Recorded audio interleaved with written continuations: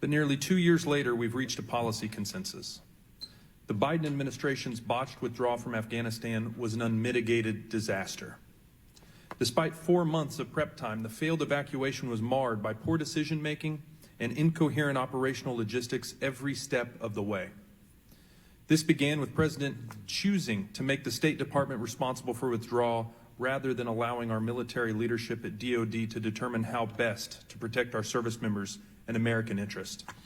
Abandoning Bagram, our most strategic and fortified foothold in Afghanistan, before the evacuation was even complete, led to thousands of Americans and SIV holders stranded behind enemy lines. The premature abandonment also left the Taliban armed with a vast arsenal of American military equipment, approximately 23,000 armored vehicles and 165 helicopters or fixed-wing aircraft, in addition to 550,000 firearms, which were promptly turned upon the people of Afghanistan and the last of our remaining troops. It doesn't take State Department credentials or a degree in foreign affairs to realize terms of withdrawal negotiated with a terrorist state, one that openly chants death to America, shouldn't be taken at face value. President Biden's decision to entrust our enemies to secure our perimeter around Kabul's airport as the city descended into chaos and violence resulted in the death of 13 brave United States service members. Weeks before this debacle unfolded, President Biden made the ill-fated prediction that, and I quote, "There's going to be no circumstance for you to see people being lifted off the roof of an embassy of the United States from Afghanistan." Just 36 days later, we saw people being lifted off the roof of an embassy of the United States from Afghanistan.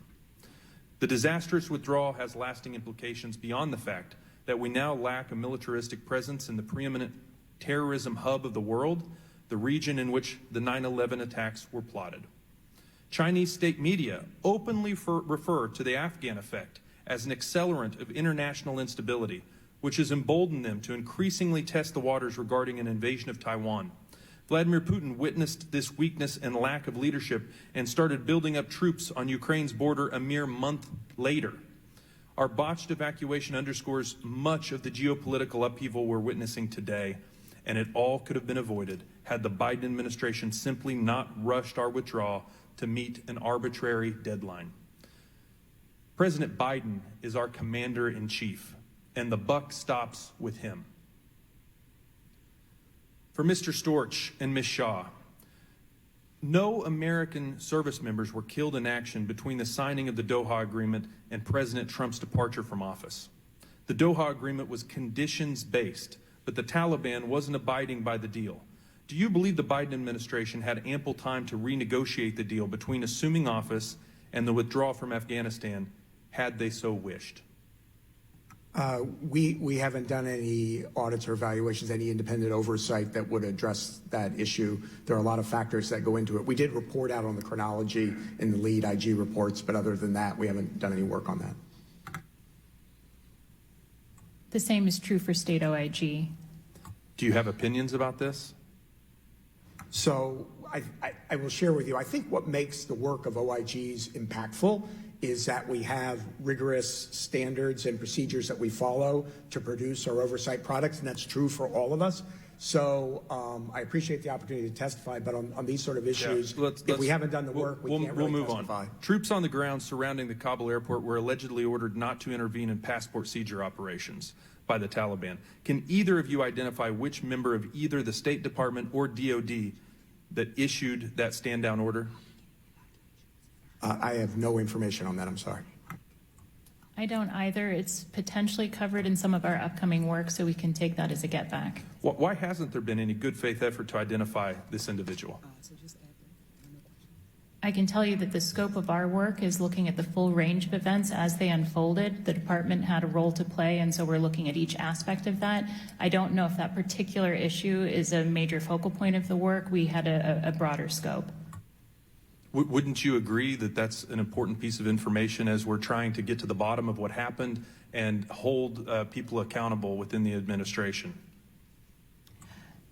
Our work is primarily looking for opportunities for recommendations, so we are looking at policies and procedures. Now, if we do identify information that suggests that there was misconduct on the part of a particular individual, we would, of course, investigate that. I am not aware of any allegations along those lines. Same answer here. I yield back, Mr. Chairman. Chairman yields back. Chair recognizes Ms. Lee from Pennsylvania. Thank you, Mr. Chairman. It's easy for my colleague to Monday morning quarterback about the time that it took to evacuate more than 120,000 people from Afghanistan. But I'd like to remind them of the reality on the ground. Unfortunately, the fact is that starting the evacuation mission any sooner would have likely yielded the same result. As President Biden said on August 12, 2021, the evacuation of thousands of people from Kabul is going to be hard and painful no matter when it started and when we began. It would have been true if we had started a month ago or a month from now.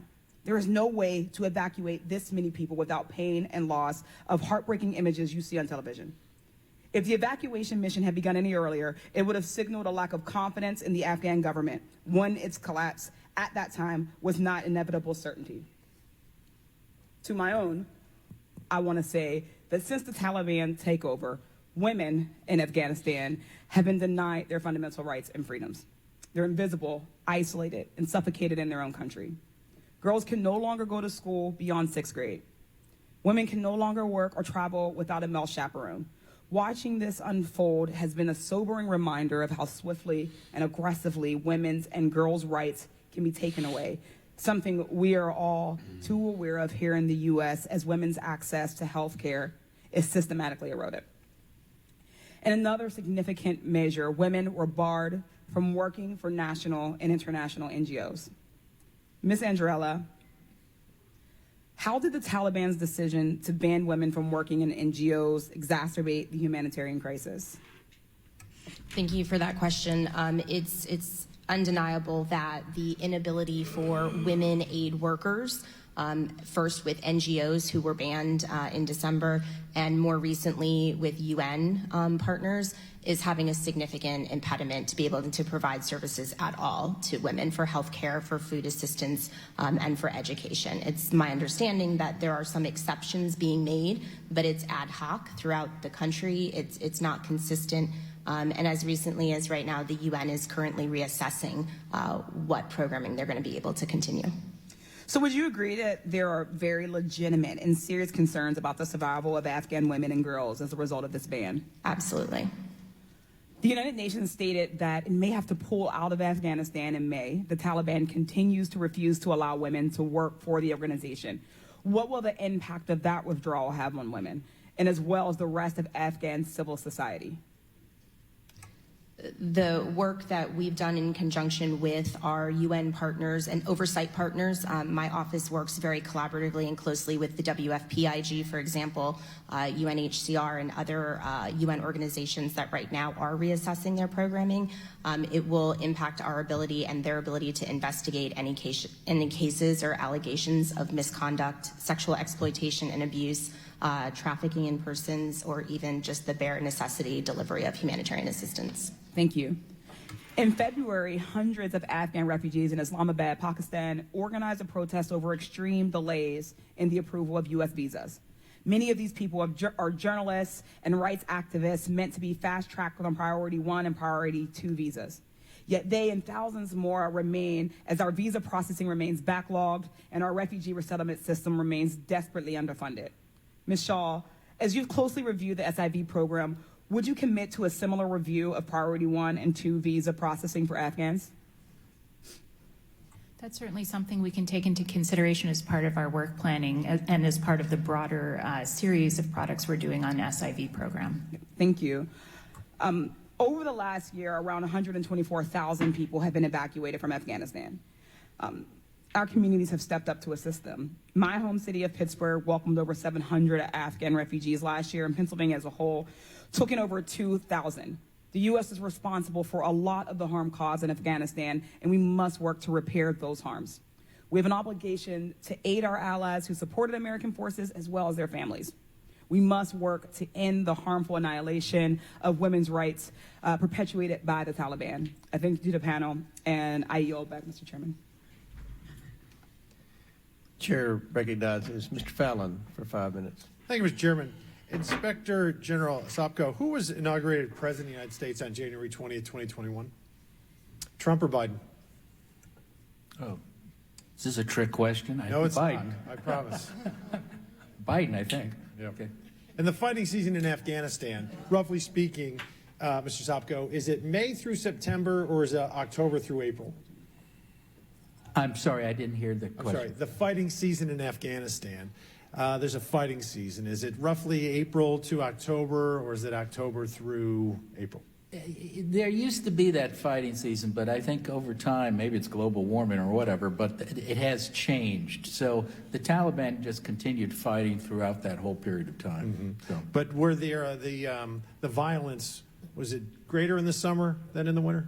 Usually it's greater in the summer than in the winter. Yeah. Once So- the passes opened up, then they were coming in. But once the Taliban started taking more territory in Afghanistan, they didn't have to worry about getting the passes from going over the passes and waiting for the snow to melt. And who was commander-in-chief when the troops retrograded? We drew down from, against the advice, incidentally, of senior military commanders, we drew down from 2,500 to about 650. Was that Biden or Trump? Oh, it was President Biden. I thought you were Biden. talking about the commander-in-chief Yeah, no. on the ground. Okay. And who was the president of the United States on August 26, 2021, when ISIS-K terrorists, who were amongst the 5,000 that escaped Bagram because we drew down to 650, who was president then on August 26, 2021? Biden or Trump? I think it was Biden. Biden, yeah. And this administration, the Biden administration, oversaw the abandonment of approximately $7 billion worth of U.S. military equipment in Afghanistan. And then the administration, Joe Biden's administration, the National Security Council, authored a 12-page report on the Afghan withdrawal. Mr. Sopko, who did the report blame for this disaster? I can't say. I mean, I read it. I don't know. Well, it was clearly that they blamed President Trump, and that was just very disingenuous. And the State Department, in your own words, didn't cooperate with your oversight responsibilities. Is that true? True, but I had nothing to do with my agency wasn't asked to help prepare that report. Oh, I know, mean, 'cause that report- our, yeah, Mr. our Sopko. reports stand for themselves. Yeah, We- your we report laid is them all out. actually from an independent entity. Yeah. That report was garbage, and it wasn't worth the paper it was written on. I remember being in armed services in about a month after the attack on our service members that killed 13 Americans. And I asked General Milley and Secretary Austin if they could guarantee the American people that none of those 5,000 terrorists and criminals and scumbags that escaped Bagram a couple weeks prior to the 26th were responsible directly for the attack that killed the 13 Americans. And they both said that they could not guarantee that. Well, come to find out that the suicide bomber was indeed one of the 5,000 folks that escaped. And what has this administration done? I mean, they've obfuscated, they blame President Trump, they stonewalled Cigar's oversight responsibilities, and this has been a catastrophic failure. And Joe Biden, Secretary Blinken defended the withdrawal, saying that he made the right decision. Secretary Austin said that he had no regrets just recently. I mean, this is absolutely inexcusable. So, Mr. Sopko, did the Afghan security forces have the expertise and training required to take over and secure Bagram Air Base?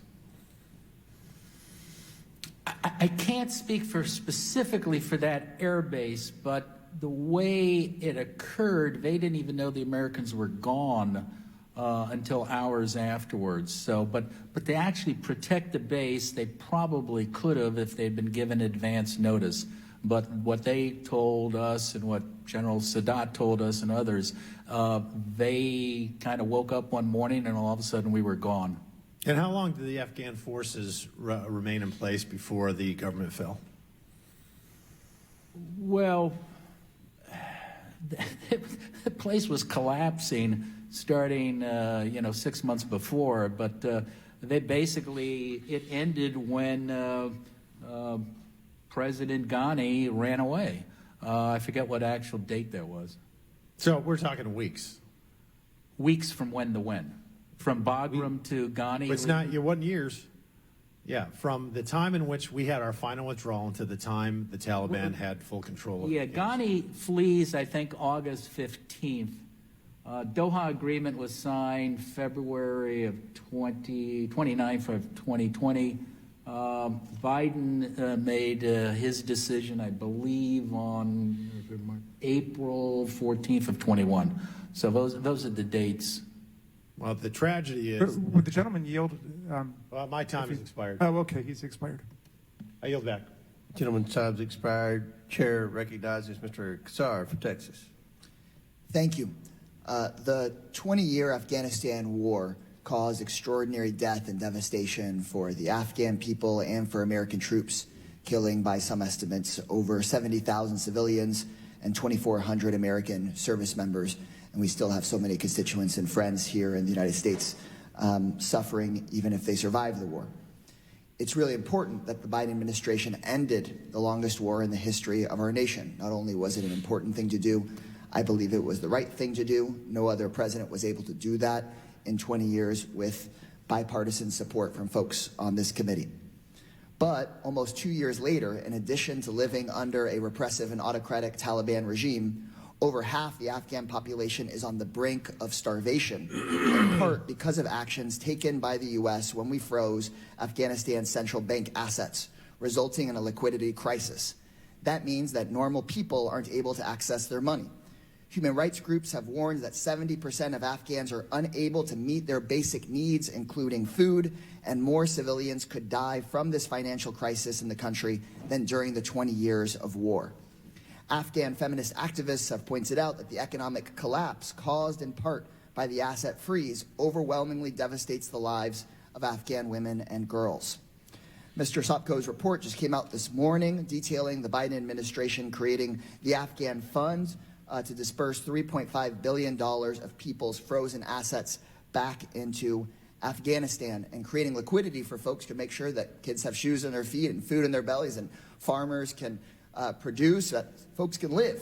But also the report details the risks associated with making sure those funds don't fund terrorism and that there isn't money laundering.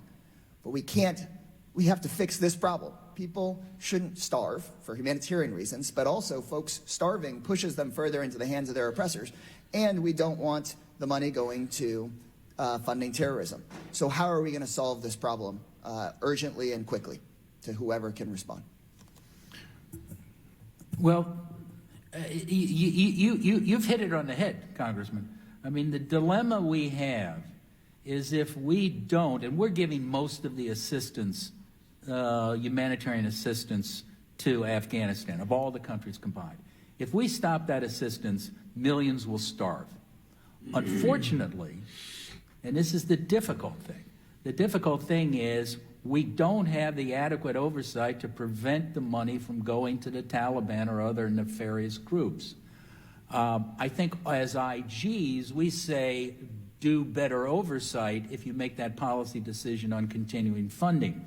There's a further dilemma which you've touched upon, and that is the way the Afghans are treating over 50% of their population. Basically, if you're a woman in Afghanistan, you're in a prison.